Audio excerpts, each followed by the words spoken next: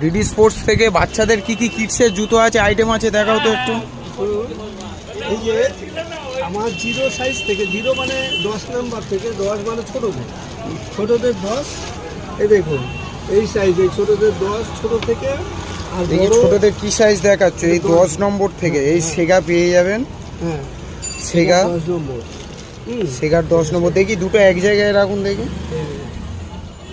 দুটো এক জায়গায়। বাচ্চাদের এই জুতোটা থেকে বড়দের কি কি আছে একটু দেখিয়ে দিন। বড়দের সেগারটা আপনার হবে অল্টোটাল কোয়ালিটি মিলে এই যে 0 সাইজ থেকে 11, 12, 13। এবারে চারটে কালার আপনার দেখাচ্ছি।